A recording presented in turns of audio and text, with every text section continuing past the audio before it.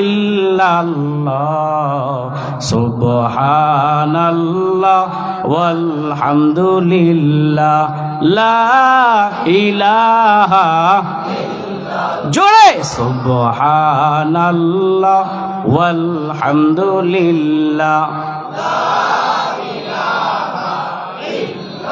প্রশংসা করলাম কার? খুশি হইলেন কে? এ আল্লাহকে খুশি করার জন্য আমাদেরকে দুনিয়ার জমিনে পাঠাইলেন। রব বলেন, গোলাম দুনিয়ার জমিনে তোমাদেরকে পাঠাইলাম খাও দাও ফুর্তি কইরা সময়টারে কাটায় দিবা, এই জন্য নয়। তুমি যদি একটা গাড়ি ক্রয় করো, তোমার বহু উদ্দেশ্য থাকে। হয় তুমি গাড়ি দিয়া যাত্রী বহন করবা, না হয় মালামাল টানবা, না হয় নিজের কাজে তুমি গাড়িটারে ব্যবহার করবা। তুমি যদি একটা জমি কিনো, তোমার হরেক রকম উদ্দেশ্য তোমার ব্রেনের মধ্যে ঘুরপাক খায়। হয় জমির মধ্যে ফসল ফলাইবা, না হয় মাটি দিয়া বরট করে একটা বাড়ি বানাইবা। বাড়ি বানাই এই জায়গার মধ্যে বিশাল বড় বিল্ডিং বানাইবা।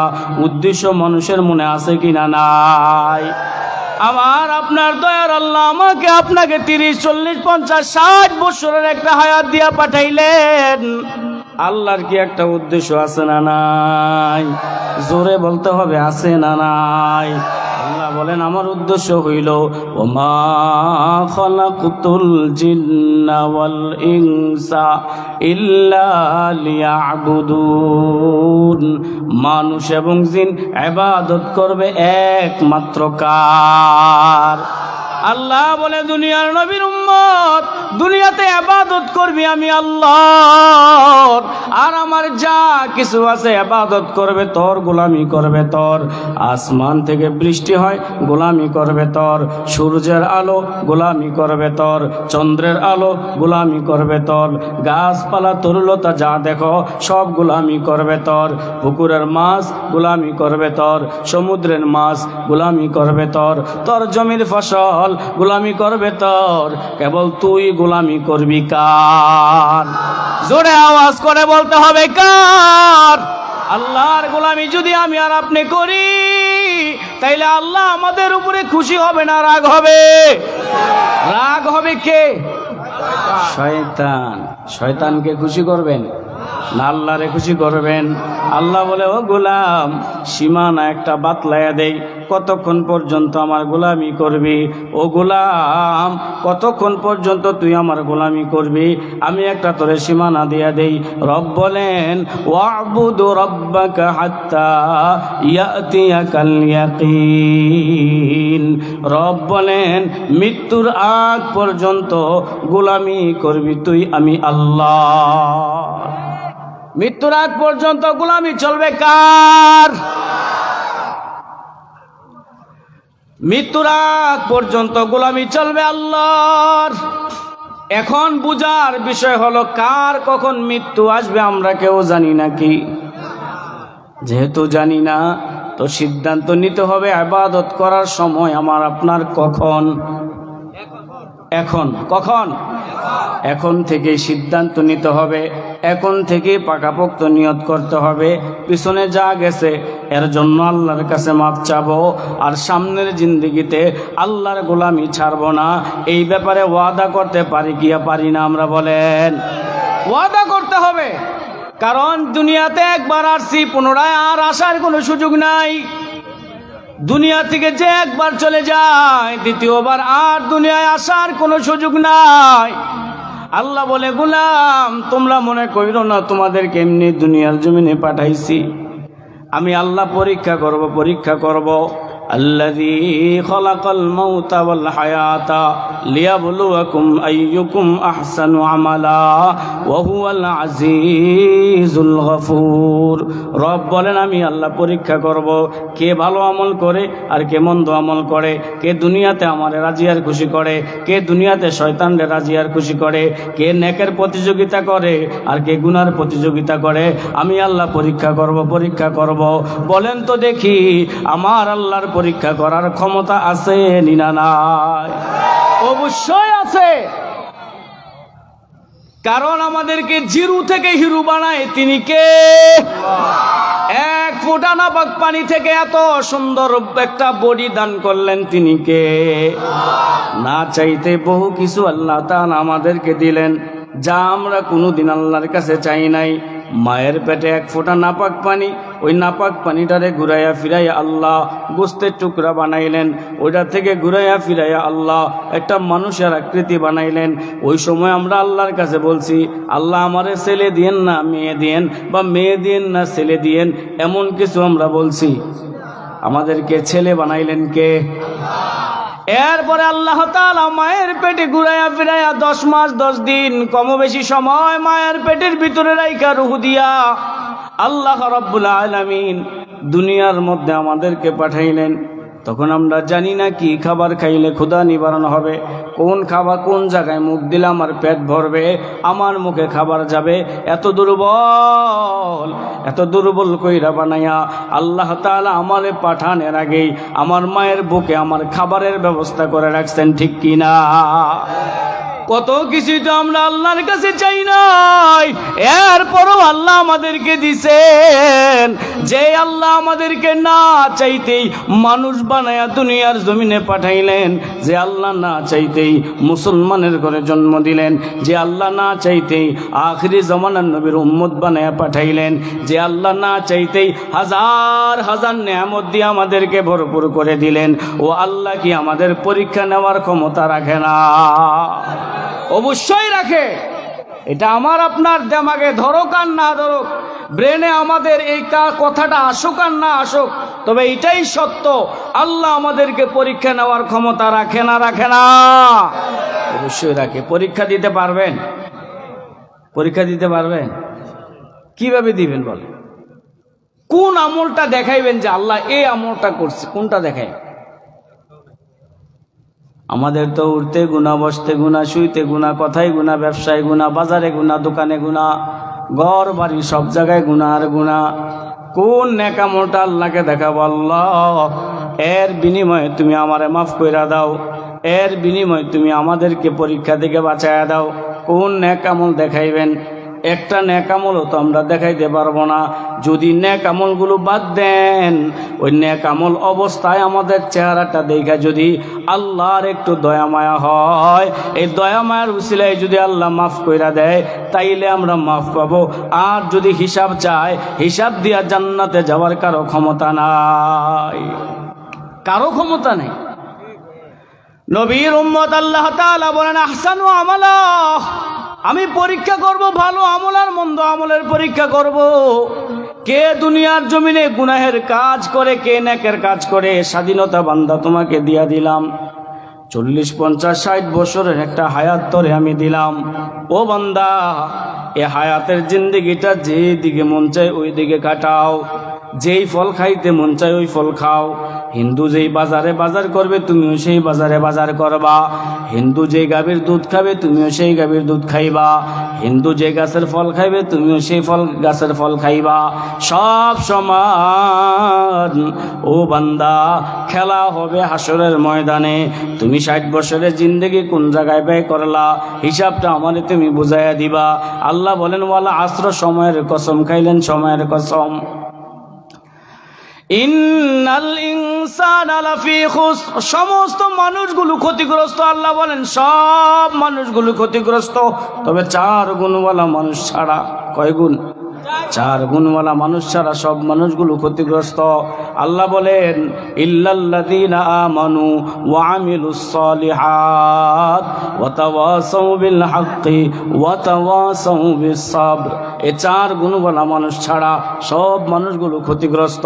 যদি আমরা ওই ক্ষতিগ্রস্ত মানুষের কাতারে পইরা যাই, যদি আমাদের ইমানটা দুর্বল হয়, বা যতটুকু নেক আমল করি ওইগুলো যদি মানুষকে দেখানোর জন্য হয়ে যায়, যদি আমাদের দিনের কাজগুলো মানুষকে দেখানোর জন্য হয়, বিপদ আপদে যদি আল্লাহর উপরে ইস্তেকামত থাকতে না পারি, ওই সবগুলো যদি মানুষকে দেখানোর জন্য হয়ে যায়, তাইলে তো হাসরের ময়দানে ধরা পইরা যাব, তাইলে তো আল্লাহর আদালতে ধরা পইরা যাব। যদি ওই দিন ধরা পইরা যায়, 1000 বার কান্না করে যদি বলি, আল্লাহ দ্বিতীয়বার আরেকবার দুনিয়ায় পাঠান, বলেন তো আরেকবার দুনিয়ায় পুনরায় আসার সুযোগ আছে? না না না, আসার কোনো সুযোগ নাই। রব বলেন, তোমাদেরকে পরীক্ষা করব, পরীক্ষা।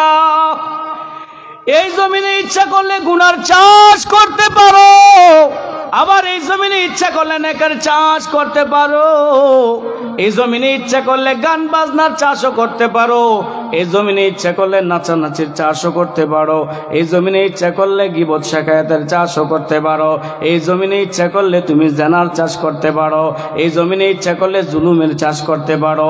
আবার তুমি যদি চাও না না না এই জমিনের মধ্যে সুন্নতের চাষ করব, এই জমিনে কোরআনের চাষ করব, এই জমিনে নামাজের চাষ করব, এই জমিনে জিকিরের চাষ করব, এটাও করা সম্ভব কি সম্ভব না? বান্দা স্বাধীনতা দিলাম, পরীক্ষার হলে যেমন 3 ঘন্টা সময় দেয়, খাতা কলম প্রশ্নপত্র সামনে থাকে, মন চাইলে প্রশ্নপত্রের মধ্যে যা প্রশ্ন করা আছে সঠিক জবাবগুলো লিখতে পারো, মন চাইলে তুমি মন গড়া গান কবিতা ছড়া ছন্দ লিখতে পারো। স্বাধীনতা তোমারে দিলাম, সময় কয় ঘন্টা? 3 ঘন্টা সময় যদি অতিবাহিত হয়ে যায়, পরীক্ষার হলে যারা নেগরান থাকে, যারা গার্ড থাকে, তারা কাগজপত্র সব বুঝা নিয়ে যায়। 1.5-2 মাস পর যখন রেজাল্ট আউট হয়, তখন বুঝে আসে কে ফাঁসের ছাত্র আর কে ফেইলের ছাত্র। ঠিক না বে ঠিক? দুনিয়ার জমিনে আল্লাহ তাআলা 30, 40, 50, 60 বছরের একটা হায়াত দিয়া দুনিয়ার জমিনে আমাদেরকে পাঠিয়ে দিলেন। ও বান্দা, এই জমিনে ইচ্ছা করলে তুমি জিকিরের চাষ করো, এই জমিনে ইচ্ছা করলে তাহাজ্জুদের চাষ করো, এই জমিনে ইচ্ছা করলে কোরআনের চাষ করো, এই জমিনে ইচ্ছা করলে দাওয়াত ও তাবলীগের চাষ করো, এই জমিনে ইচ্ছা করলে গুনাহের চাষও তুমি করতে পারো। তবে বান্দা, আজরাইলের হাতে ধরা খাইয়া যেদিন নাকি তুমি হাসরের ময়দানে দাঁড়াইবা, যেদিন মিজানের পাল্লায় তোমার নেক আমল টান দেওয়া হবে, ওই দিন বুঝবা 60 বছরের হায়াত কোন কাজে ব্যয় করছো, 40-50 বছরের হায়াত কোন কাজে ব্যয় করছো। ওই দিন বুঝবা তুমি জান্নাতি না জাহান্নামী। ঠিক না বেটি? দুনিয়ার জমিনে আমি আর আপনি যা করব তা ওই জায়গায় পাবো। দুনিয়াতে ভালো করলে ওই জায়গায় ভালো, দুনিয়াতে খারাপ করলে ওই জায়গায় খারাপ। ঠিক না বেটি? দুনিয়াতে ভালো করলে ভালো, দুনিয়াতে মন্দ করলে মন্দ। কিন্তু দুনিয়াতে আপনি তালাশ করে দেখবেন, বেনামাজিও কয় জান্নাত চাই, নামাজিও কয় জান্নাত চাই। আছে না নাই? নিজের বুঝটা পাগলও বুঝে, নিজের বুঝ পাগলে বুঝে। শীতের মধ্যে দেখবেন কিছু পাগল বাজারে রাস্তাঘাটে কিছু কাগজ টুকাইয়া আগুন লাগায় বসে থাকে, সালার চট গায়ে দেয়। কেন? পাগল বুঝায় যে আমার শীত লাগে। কি লাগে? কথা কন না কেন? কি লাগে? শীত লাগে। আবার দেখবেন প্রচন্ড গরম যখন পড়ে, একটু পরপর পুকুরে যায় ডুবায়, পুকুরে নাইমা শুধু বারবার ডুবায়, বারবার ডুবায়। কেন? পাগল বুঝায় যে আমার গরম লাগে। কি লাগে? তো বুঝটা তো পাগলও বুঝে, আমি আর আপনি কেন বুঝি না? ওয়াজ কিন্তু পাবলিক কম জানে না। এক একটা 4 স্টল, এক একটা ফতুয়া বিভাগ। 4 স্টলে বসলে মসজিদের ইমামের যত দোষ আছে একবারে ঝাঁঝরা করে লা। যত দোষ আছে ইমামে, ইমাম আজকে বাঁকা হইয়া দাঁড়াইছে, ইমাম আজকে মসজিদ ঝাড়ু দেয় না, হুজুর আজকে দেরি করে মসজিদ আইছে। হায় হায়, কত দোষ আছে না নাই? নিজে যে দোষের অভাব নাই, হের কোনো খবরই নাই।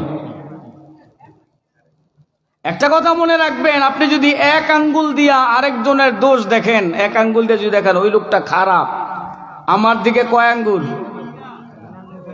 কয় না, আমার দিকে কয়টা? 3টা। আমি এক আঙ্গুল দিয়ে বলছি ইমাম খারাপ, বাকি 3 আঙ্গুলে আমারও কয় তুই খারাপ। কথা কন না কেন? বাকি 3 আঙ্গুল কি বলে? তুই খারাপ। বলেন কি বলে? তুই খারাপ। এক আঙ্গুল দিয়ে আমি বলছি ওই লোকটা খারাপ, ওই লোকের ফ্যামিলি খারাপ, ওই লোকের বউ খারাপ, ছেলে খারাপ। বাকি 3 আঙ্গুল বলে তুই খারাপ। নিজের দোষের অভাব নাই, নিজের দোষের অভাব নাই, আরেকজনের দোষ নিয়ে টানাটানি। আমারই তো হুঁশ নাই, আবার আরেকজনের দোষটা আমি বলি কিভাবে? আমার কথা কি আপনারা বুঝতেছেন? কথা ঠিক না বে ঠিক?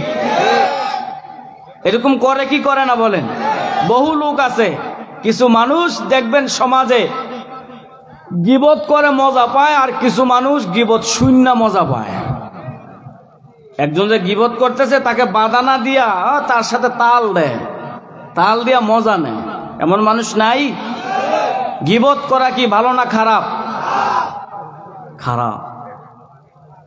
এটা করলে তো গুনাহ হয় না সওয়াব হয়? এটা বুঝেন তো? এই তো আপনারা ওয়াজ জানেন। নামাজ পড়া সওয়াব, নামাজ না পড়া কি? এ তো আপনারা ওয়াজ জানেন। রমজানের রোজা রাখা সওয়াব, না রাখা কি গুনাহ। সুদ খাওয়া সওয়াবের কাজ না গুনার কাজ? এ তো আপনারা ওয়াজ জানেন।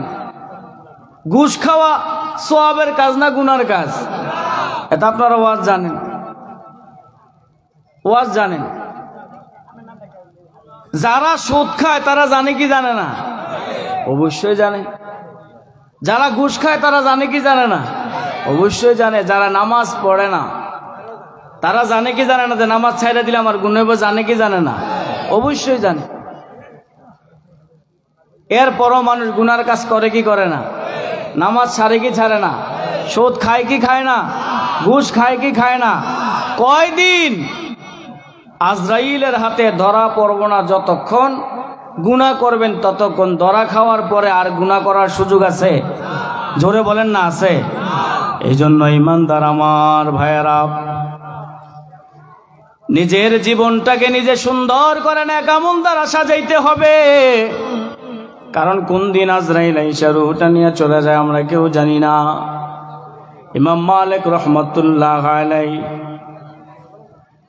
উনি মদিনায় চলে গেলেন। ওনার দিলের তামান্না, দিলের ইচ্ছা হলো মদিনার মাটিতেই জানি তার মরণ হয়, ওই জায়গায় জানি তার কবর হয়।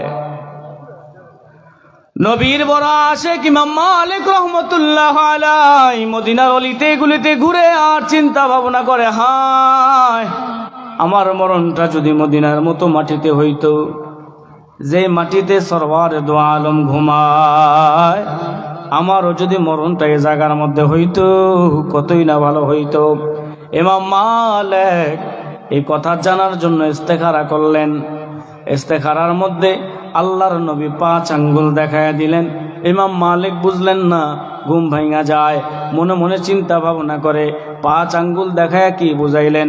5 দিন বাঁচবো না 5 মাস না 5 বছর না 10 বছর, কি কয়দিন আমি বাঁচবো কিছুই তো জানলাম না, কিছুই বুঝলাম না। স্বপ্নের তাবির করেন আল্লামা ইবনে শিরিন রহমাতুল্লাহ আলাইহি। উনার কাছে শাগরিদকে পাঠিয়ে দিলেন, ইবনে শিরিনের কাছে যায় বলবা আমার নাম বলবা না, স্বপ্ন আমি দেখেছি শুধু বলবা আল্লাহর এক গোলাম এমন স্বপ্ন দেখেছে। আল্লাহর নবী 5 আঙ্গুল দেখাইলেন, স্বপ্নের ব্যাখ্যা কি একটু জানায়া দেন। ইবনে শিরিন রহমাতুল্লাহ আলাইহির কাছে যখন শাগরিদ যায় বলল আল্লাহর বান্দাকে আল্লাহর নবী 5 আঙ্গুল স্বপ্নে দেখাইছে, এই স্বপ্নের তাবির কি, স্বপ্নের ব্যাখ্যা কি জানায়া দেন। ইবনে শিরিন বলেন স্বপ্ন কে দেখেছে তার নাম বলো, নাম না বললে স্বপ্নের ব্যাখ্যাও বলা যাবে না। শাগরিদ আবার চলে আসে, এসে বলে ও ইমাম, ইবনে শিরিন স্বপ্নের ব্যাখ্যা বলবে না কেন? বলবে না, নাম যদি না বলি কোনদিন স্বপ্নের ব্যাখ্যা বলে দিবে না। ইবনে শিরিন রহমাতুল্লাহ আলাইহি কথা শোনার পর ইমাম মালিক শাগরিদকে বলে দিলেন, যাও যায় বলবা ইমাম মালিক এই স্বপ্ন দেখছে। ইমাম মালিকের কথা যখন ইবনে শিরিনের কাছে যায় বলল, ইবনে শিরিন রহমাতুল্লাহ আলাইহি বলেন আমি জানি জমানার ইমাম মালিক ছাড়া এই স্বপ্ন আর কেউ দেখতে পারে না। সুবহানাল্লাহ ভাইজা। ইবনে শিরিন রহমাতুল্লাহ আলাইহি বললেন, এ শাগরিদ যাও ইমাম মালিক রহমাতুল্লাহ আলাইহিকে জানায় দিবা, ইমাম মালিককে বলে দিবা 5 জিনিসের এলেম আল্লাহ ছাড়া নবীও জানে না। 5 জিনিসের এলেম আল্লাহ ছাড়া কোন নবীও জানে না, কেউ জানে না। 5 বিষয়, যে 5 বিষয় আল্লাহ ছাড়া কোনো নবীরাও জানে না, কেউ জানে না। তার মধ্যে একটা হলো কার মরণ কখন, এটা জানে কে? আল্লাহ বলেন ওয়াবুদ রাব্বাকা হাত্তা ইয়াতিয়াকাল ইয়াকিন, মরণ পর্যন্ত আমার ইবাদত করবা, যেহেতু জানি না কোন দিন কবরে চলে যাব, কোন দিন আজরাইল আসে আমরা কেউ জানি না, কোন দিন মালাকুল মউত এসে আমার বাড়ির সামনে দাঁড়ায়া যায় আমরা কেউ জানি না, কোন দিন আমার বাড়ির সামনে মসজিদের বারান্দার খাটিয়াটা চইলা যায় আমরা কেউ জানি না, কোন দিন বাজারের মার্কিন সাদা কাপড় আমার বাড়িতে চইলা যায় আমি জানি না, কোন দিন আমার বাড়ির মানুষগুলো ঝাড়ের বাঁশ আমার জন্য কাটতে যায় আমরা কেউ জানি না। কোন দিন আমার জন্য 3.5 হাত মাটির ঘর বানাইতে যায় আমরা কেউ জানি নাকি। মাটির পিঞ্জিরা ভাঙ্গিয়া চুরিয়া একদিন তো যাইবার পাখি উড়িয়া উড়িয়া, একদিন তো যাইবার ময়না চলিয়া চলিয়া। ছেলে মেয়ে বসিয়া কাঁদবে চিৎকার মারিয়া, জন্মের মতো বাবা যায় গো চলিয়া চলিয়া, জন্মের মতো বাবা যায় গো চলিয়া চলিয়া। বাঁশবাগানে রাখিয়া সবাই যাবে চলিয়া, বাঁশবাগানে রাখিয়া সবাই যাবে চলিয়া। যার যার ঘরে থাকবে সবাই ঘুমায়া ঘুমায়া, যার যার ঘরে থাকবে সবাই ঘুমায়া ঘুমায়া। এ হলো ভাই দুনিয়া কেহ কারো আপন না, এ হলো ভাই দুনিয়া কেহ কারো আপন না। আল্লাহ ছাড়া আর তো আপন পাইবা না পাইবা না, আল্লাহ ছাড়া আর তো আপন পাইবা না পাইবা না। মাটির পিঞ্জিরা ভাঙ্গিয়া চুরিয়া একদিন তো যাইবার ময়না উড়িয়া উড়িয়া, একদিন তো যাইবারে পাখি চলিয়া চলিয়া। ঠিক কিনা বলেন? এই দুনিয়া ছেড়ে একদিন আমরা অন্ধকার কবরে চলে যাব। ওই কবর কে চেয়ারম্যান, কে মেম্বার, কে এমপি, কে মন্ত্রী ওই পরিচয় চিনবে না।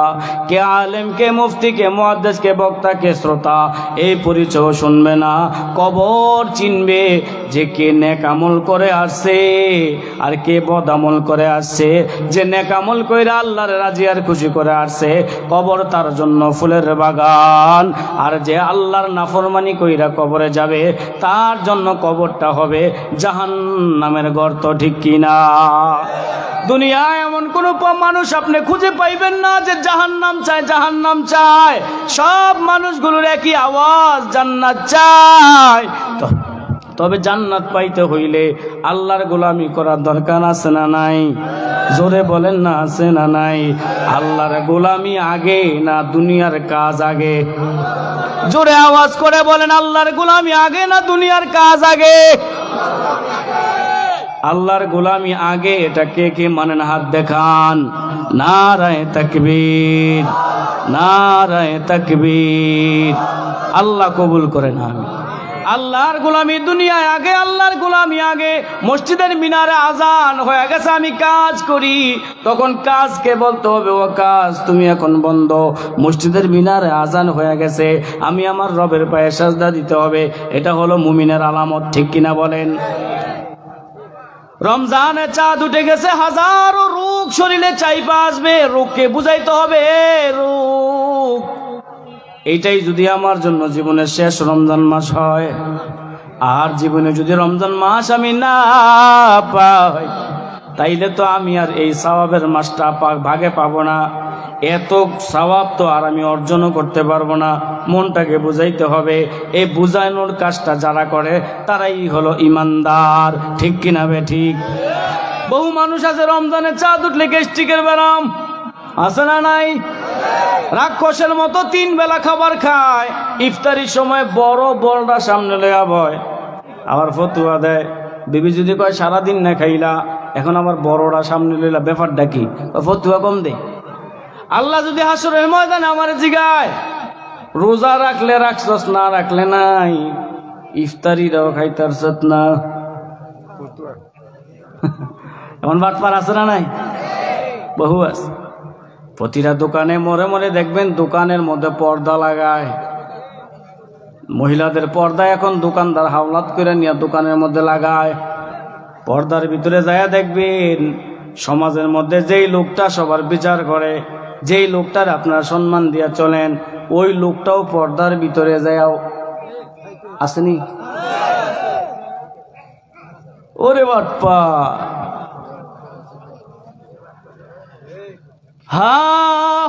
নেকের সময় হয়ে গেলে যদি আজান হয়ে যায় কাজকে বলতে হবে, ও কাজ তুমি বন্ধ, আমার আল্লাহর গোলামি আমার আগে। আব্দুল্লাহ ইবনে মুবারক রহমতুল্লাহ আলাইহি, ওনার সমানে কামারের ইতিহাস। কামার হাতুড়ি দিয়া লোহা পিটায়, যখন নাকি আজান হয়ে যায় হাতুড়ি যদি মাথা বরাবর আসে, হাতুড়ি পেছনের দিকে ফালায় আর সামনে ফালায় না। আব্দুল্লাহ ইবনে মুবারকের জমানায় ওই কামারের ইতিহাস। কামার দুনিয়া থেকে চইলা যায়, জৈনক বুজুর্গ স্বপ্নে দেখে কামার যে জান্নাত আল্লাহ তাকে দান করলেন, আব্দুল্লাহ ইবনে মুবারকের জান্নাতের মতো একটা জান্নাত তাকেও দান করলেন। সকালবেলা বুজুর্গ ওইটা কামারের বাড়িতে যায়, কি ব্যাপার তোমার স্বামী কি এমন নেকামল করছে যে নেকামলের কারণে আব্দুল্লাহ ইবনে মুবারকের জান্নাতের সমান একটা জান্নাতের মালিক হয়ে গেছে।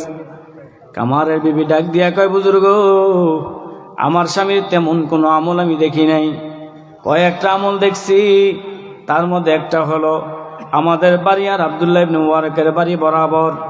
আমার স্বামী যখন বাড়ি থেকে বাইর হইতো তাকায় দেখতো আব্দুল্লাহ ইবনে মুবারক ছাদের উপরে আল্লাহর ইবাদত করে, কখনো কোরআন পড়ে কখনো নামাজ পড়ে। আমার স্বামী আশ্চর্য হইয়া আহ করে বলতো, আল্লাহ আব্দুল্লাহ ইবনে মুবারককে ফারাগাত দান করেছ, অবসর দান করেছ, এই জন্য আব্দুল্লাহ ইবনে মুবারক 24 ঘন্টা তোমার গোলামি করতে পারে। আয় আল্লাহ, তুমি যদি আমারও ফারাগাত দান করতা, আমিও 24 ঘন্টা তোমার ইবাদত করতাম। আমার স্বামীর মনের ভিতরে একটা আফসোস, যদি পুরাটা সময় ফ্রি থাকতো তাইলে গোলামি করতো কার? আল্লাহর গোলামি করতো। এরপর আরেকটা আমল হইল, আমার স্বামী হাতুড়ি দিয়া লোহা পিটাইয়া দা কাশি এগুলো বানায়। যখন মসজিদ থেকে আল্লাহু আকবারের ধ্বনি আমার স্বামীর কানের মধ্যে চলে আসতো, তখন আমার স্বামী হাতুড়িটা মাথার উপরে চলে আসলে হাতুড়িটা পেছনের দিকে ফালাইতো, সামনে ফালাইতো না। মানুষ যদি জিজ্ঞাসা করতো, ও কামার হাতুড়িটা উঠাইছো, সামনে মাইরা দিতা, পেছনে কেন ফালাইয়া দিলা? আমার স্বামী তখন বলতো, শোনো শোনো শোনো, যদি হাতুড়িটা সামনের দিকে ফালাই তাইলে যেন আমি বুঝাইলাম আমার কাজ আগে নামাজ পড়ে, না না না, হাতুড়ি পেছনের দিকে ফালাইয়া দিয়া বুঝাইলাম আমার কাজ পড়ে, আমার নামাজ হইল আগে। ঠিক কিনা বলেন? সময় মতো যদি আমি ইবাদতটা না করি, হায় জোহরের আজান হয়ে গেছে, যদি মসজিদে আইসা নামাজটা না পড়ি, এলাকার সব মানুষগুলো নামাজ পড়ে বাড়িতে চলে গেল, আমি চিন্তা ভাবনা করলাম কিছুক্ষণ পরে আমি নামাজটা পড়ব, যদি আমি মারা যাই তাইলে তো নামাজটা আমার থেকে ছুটে গেল। এ নামাজের হিসাব দেওয়া লাগবে কি লাগবে না বলেন? দুনিয়ার মানুষ শোনো, নবী বলে নামাজ হইল জান্নাতের চাবি। নামাজ ঠিক মতো আদায় করলে আল্লাহ তাআলা জমিনের মধ্যে সম্মানজনক রিজিকের ব্যবস্থা করবেন। আপনাদের ইমাম সাহেবের বেতন কত? 10,000, ঠিক না? 10,000 টাকা ইমাম সাহেবের চলাফেরা। আর আপনাদের সমাজে যারা 1 থেকে 1.5 লক্ষ টাকা বেতন পায় তাদের চলাফেরা কি সমান? ইমাম কি দুর্বল ভাবে চলে? ইমামের পাঞ্জাবির কাপড়ের দামও বেশি, টুপি পরে এটাও দামি, জুতা পরে এটাও দামি, আবার 4-5টা সন্তান লেখাপড়া করায়, বেতন কিন্তু 10,000। এই টাকার মধ্যে বরকত দিলেনটা কি? তাহলে হালালে বরকত আছে, হারামে আসেনি বরকত? একটা কুকুর বাচ্চা দেয় 10টা 12টা, নিম্নে 5 থেকে 6টা, কমে উপরে 10-12টা। বছর শেষে কয়টা কুকুর টিকে? ছোট ছোট ফোলা বাইনে 2-1টা বাইরে মাইরা লায়, ঠিক নেই? কিছু গাড়ির তলে, কিছু আবার মানুষ ওই রুটির সাথে বিষ মিশিয়ে খাওয়ায় মারে, বিভিন্ন ভাবে মারা যায়। কিন্তু একটা গরু বাচ্চা দেয় কয়টা? জোরে কন্যাকা, আপনারা ডরাইতেছেন মনে হয়। কয়টা? আরে এখন আওয়াজ দিলে কেউ আয়না করে নিবে না তো, জোরে বলেন কয়টা? একটা। প্রতি বছর লক্ষ লক্ষ গরু, কোটি কোটি গরু একদিনে জবাই হয়, ঠিক কিনা? তাইলে বরকত দিলটাকে? এরপরও তো বুঝে না, এরপরও বুঝে না। হারামে বেরাম আর হালালে আরাম। আরামটা দেন তিনি কে? আল্লাহ বলেন নামাজের জিম্মাদারি তুমি নাও, তোমার রিজিকের জিম্মাদারি আমি নিয়ে যাবো। নামাজের জিম্মাদারি তুমি আদায় করো, আমি তোমার মুখে খাবারের লোকমা উঠে দিমু। তুমি ইবাদতের জিম্মাদারি নাও, আমি তোমার সব আশাগুলো পুরা করার জিম্মাদারি আমি নিয়ে নিমু। রবের ক্ষমতা আছে না? না, অবশ্যই আছে। আমার আপনার কাজ হলো সিদ্ধান্ত নেওয়া, ইবাদত ইবাদত ইবাদত। মরার আগ পর্যন্ত ইবাদত করতে হবে, এমন কিছু ইবাদত রাখতে হবে যে ইবাদত গুলো আমার দুনিয়াতে কাজে লাগে, মরার পরেও আজীবন কাজে লাগে। এমন ইবাদতের দরকার আছে না? নাই। যে ইবাদতটা আমি দুনিয়া থেকে চলে গেলেও থাকে, যে ইবাদত আমি যদি করি আমার মা বাবাও পায়, দাদা দাদি নানা নানিও পায়, এমন ইবাদত জমিনে চালু করার দরকার আছে না? নাই।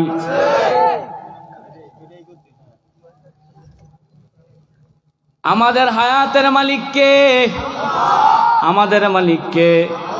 আমাদের সম্পদের মালিক কে? এ কথার জন্য ঠিক থাকে। আমাদের মালিক আল্লাহ, আমাদের সম্পদের মালিক আল্লাহ। আমাদের সম্পদ যদি আল্লাহ আল্লাহর রাস্তায় চায় দিতে আমরা প্রস্তুত আছি কিনা? কারা কারা প্রস্তুত আছেন? দুইটা হাত আল্লাহকে দেখান। নারায়ে তাকবীর। এমন কিছু নেকামল জমিনের মধ্যে করে যাইতে হবে যে নেকামল আমি মরার পরও কবরে অটোমেটিক যাবে। এমন কিছু নেকামল দুনিয়ার জমিনে করতে হবে যে নেকামলগুলো আমি দুনিয়ায় থাকলেও লাভ, আমি মরে গেলেও লাভ। এমন কিছু নেকামল আমরা সবাই করার জন্য প্রস্তুত আছি তো ইনশাআল্লাহ? আমাদের জানের মালিক আল্লাহ, আমাদের মালের মালিক আল্লাহ, আমাদের হায়াতের মালিক আল্লাহ, এই জমিনটার মালিক আল্লাহ, আসমানের মালিক আল্লাহ। এমন কোনো ইঞ্চি জায়গা পাবেন না যে ইঞ্চি জায়গার মালিক আল্লাহ না অন্য কেউ। বলেন তো এমন 1 ইঞ্চি জায়গা আছে নাকি? জোরে কন্যা আছে? না না নাই। তন্ন তন্ন করে খুঁজলেও পাবেন না যে 1 ইঞ্চি জায়গার মালিক অমুক নেতায় আসেনি।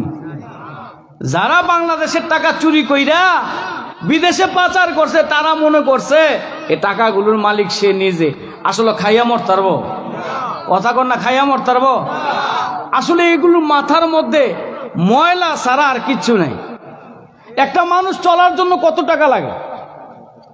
একটা মানুষ চলার জন্য হাজার হাজার কোটি টাকার দরকার হয়। কি খাইবো হাজার হাজার কোটি টাকা দিয়ে বলেন? দৈনন্দিন যদি একেবারে ভিআইপি খানা যা আছে তা যদি খাই তো 1 সপ্তাহ খাইলে মরবো। বহু ইতিহাস আছে বাংলাদেশের যে কত কোটি টাকা তার অ্যাকাউন্টে আছে সে নিজেও জানে না। মরার সময় ডাক্তারে কয় খানা বন্ধ, খানা বন্ধ, খাইলেই মরবি। এবার নল লাগাই দিছে, ব্লেন্ডার কইরা যত এটারে গালানো যায়, যত পাতলা করা যায়, পাতলা করার পর এবার মুখে চুঙ্গা লাগায় ঢাইলা দেয় ঘর ঘর করে দেয়। তে কোটি টাকা তার কি লাভ হইল বলেন? কোন লাভ হয়েছে? আরেকটা মজার বিষয় হইল কাপড়ের কোনো পকেট নাই। আপনারা বুঝা লাইছেন আমি কি কইতাম চাই? বুঝছেননি? আল্লাহর রাস্তায় কিছু সহযোগিতা করা, জান আর মাল যদি এখন খরচ না করেন, গাজওয়াতুল হিন্দের গ্রান আসতেছে নাকে। এখন যদি এই মসজিদ মাদ্রাসাগুলো আমরা টিকায় না রাখি, না জানি আমাদের তকদিরে আল্লাহ কি লিখে রাখছেন। আমাদের এই বাংলাদেশ নিয়ে গভীর একটা ষড়যন্ত্র এখনো চলতেছে। আপনারা জানেন কিনা জানি না। উগ্রবাদী হিন্দুত্ববাদী দল ইসকন আমার অ্যাডভোকেট সাইফুলকে হত্যা করেছে তারা। আমরা যারা তাদের মন্দির পাহারা দিয়েছি তাদের পূজার সময়, তারা এখন আমার ভাইয়ের লাশ আমারে উপহার দিচ্ছে। কথা বলেন না কেন? তাদের মনে রাখতে হবে এটা গুজরাট নয়, এটা বাংলাদেশ। তাদের মনে রাখতে হবে এটা ভারত নয়, এটা বাংলাদেশ। মনে রাখতে হবে এটা হিন্দুস্তান নয়, এটা বাংলাদেশ। বাংলাদেশের মানুষের পিঠ যদি আবার দেয়ালে ঠেকে যায়, বাংলাদেশে ইসকন নামের কোন দলকে বাংলাদেশে এক মুহূর্তের জন্য জায়গা দিবে না। তৈয়ার থাকতে হবে।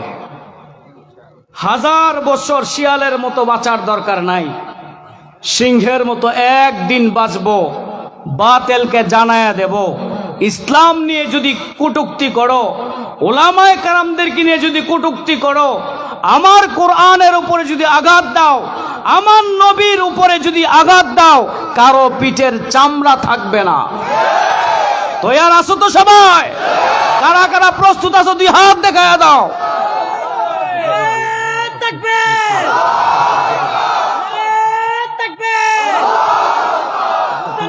শত্রুরা হুঁশিয়ার সাবধান,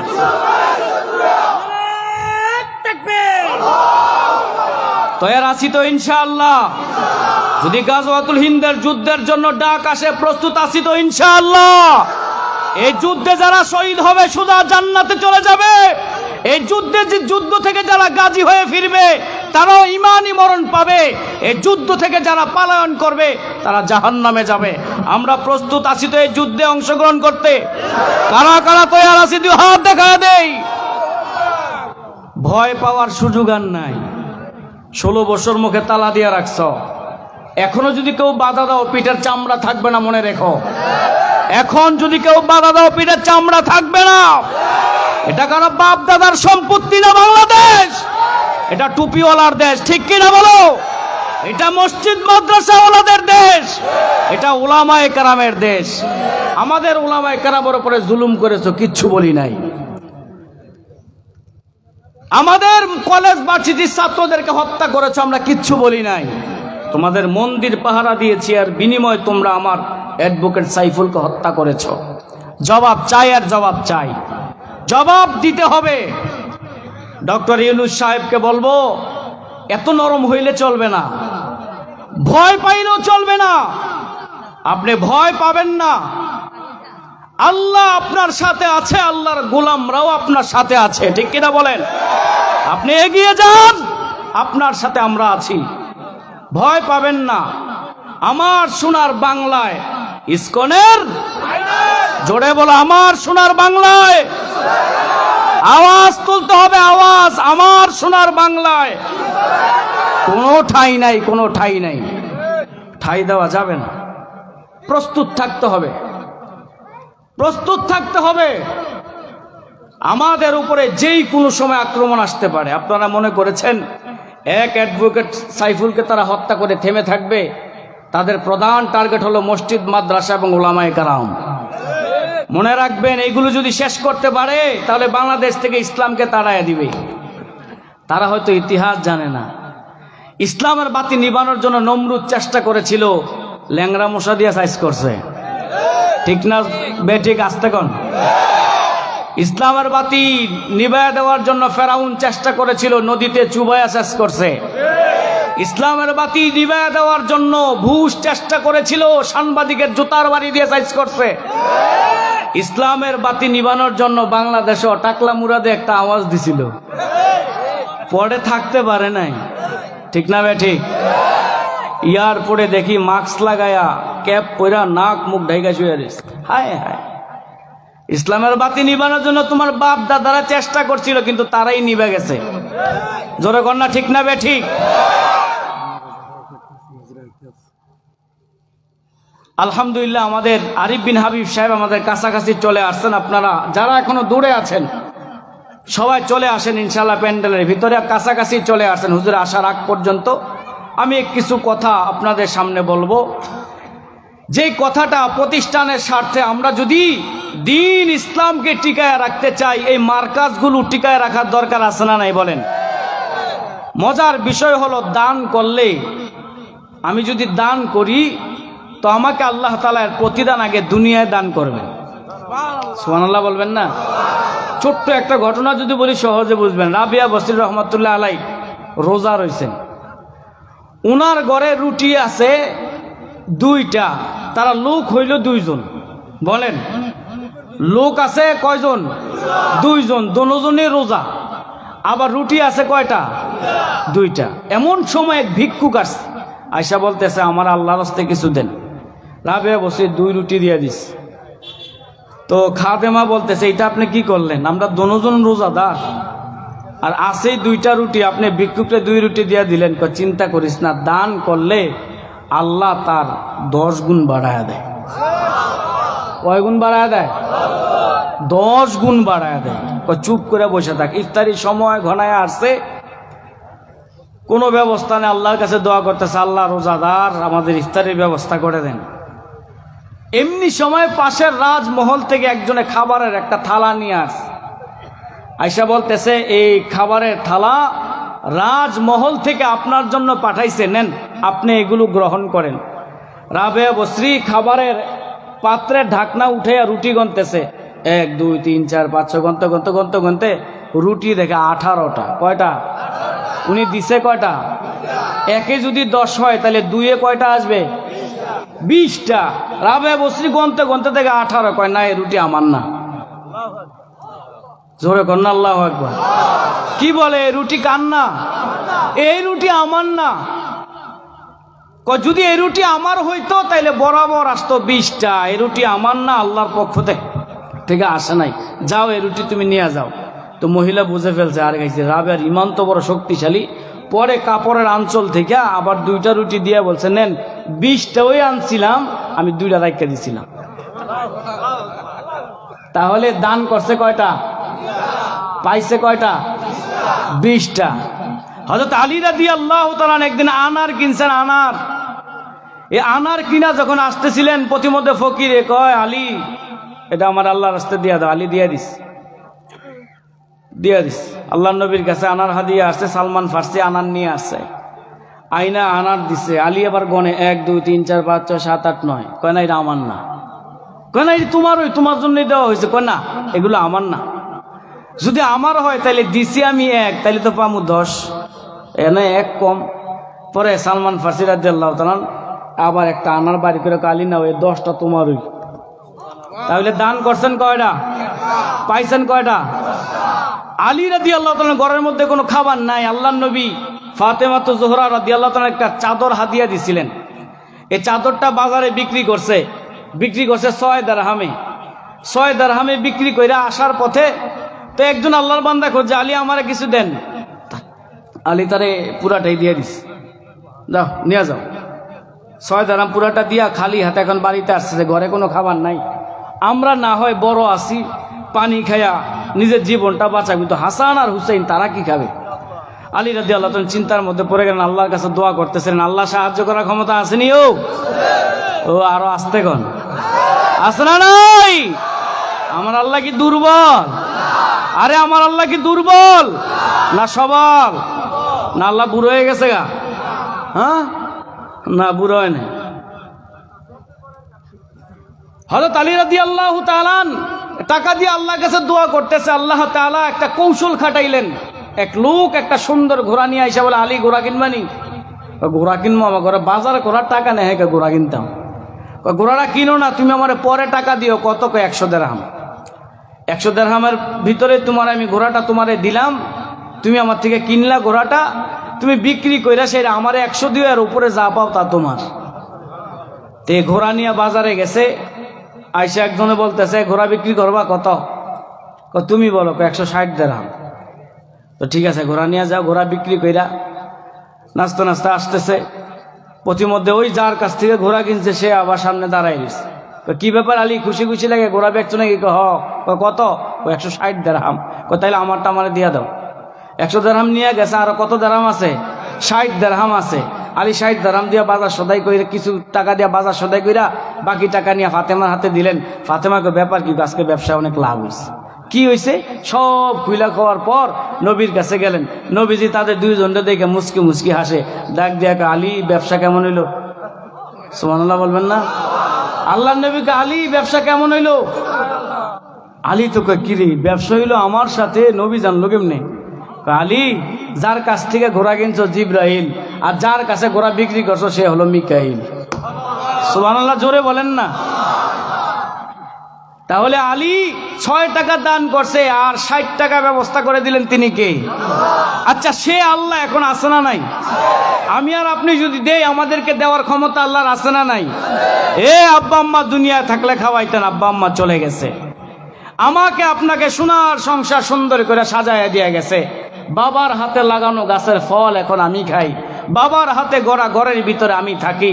আমার ঘরের চালের বৃষ্টির পানি গড়াইয়া বাবার কবরে যায়, কিন্তু বাবা 3.5 হাত মাটির ঘরে আছে, মা 3.5 হাত মাটির ঘরে আছে। কোন হালতে কি অবস্থায় আছে আমরা কেউ জানি না। নবী বলেন, মা বাবা যদি দুনিয়া থেকে চলে যায়, তাদের জন্য সন্তান তুমি কিছু খরচ করো, তাদের জন্য করো, বা তোমার নিজের ব্যবসার জন্য তুমি করো, বা তোমার জানের সদকা হিসাবে তুমি কিছু করো। যদি করো, দুনিয়া তো তার প্রতিদান পাইবা।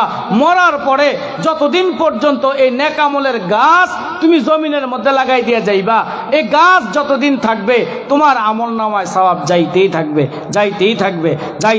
সুবহানাল্লাহ, জোরে কোন। একটা মসজিদ বানাইছেন, যত 1000 বছর মসজিদ থাকবে, যত 1000 মানুষ সেজদা দিবে, সওয়াব যাইতে থাকবে। মাদ্রাসা বানাই দিছেন, যত ছাত্র হাফেজ হবে, আলেম হবে, তাদের থেকে আরো যত ছাত্র হাফেজ আলেম হবে, তাদের থেকে আরো যত ছাত্র হাফেজ আলেম হবে, এরকম ভাবে যত লক্ষ লক্ষ, এর চাইতে আরো বেশি যত হাফেজ আলেম হবে, আপনার আমল নামায় সওয়াব যাইতেই থাকবে। শুধু আপনি একটা মাদ্রাসার জন্য 50,000, 60,000, 1 লক্ষ টাকা দিলেন, বা 10,000 ইট দিলেন, 1000 ইট দিলেন, 100 বস্তা, 50 বস্তা, 10 বস্তা সিমেন্টের ব্যবস্থা করলেন, কিন্তু আপনি একটা নেকের গাছ লাগাই গেলেন, যে গাছের ফল আপনি আজীবন খাইতে থাকবেন। শুধু আপনি খাইবেন না, আপনার 14 পুরুষ খাবে। সুবহানাল্লাহ, জোরে বলবেন না। এই মাদ্রাসাটা টিকক আমরা চাই কি চাই না? কারা কারা চাই? 2টা হাত আল্লাহকে দেখাই। আল্লাহর কাছে একটু দোয়া করেন, আল্লাহ এই মাদ্রাসা আপনি কবুল করেন, এই মাদ্রাসার যা কিছু দরকার আপনি ব্যবস্থা করে দেন। এই মাদ্রাসার উত্তর দিকে আরেকটা ভবনের দরকার, আল্লাহ ব্যবস্থা করে দেন, বলেন আমিন। আল্লাহ সকলের মন আপনি নরম করে দেন, বলেন আমিন। এই মাদ্রাসা আজকের আয়োজন এলাকার সকল মানুষের জন্য নাজাতের জরিয়া হিসেবে কবুল করেন, বলেন আমিন। আল্লাহর কাছে আমরা দোয়া করব। প্রথম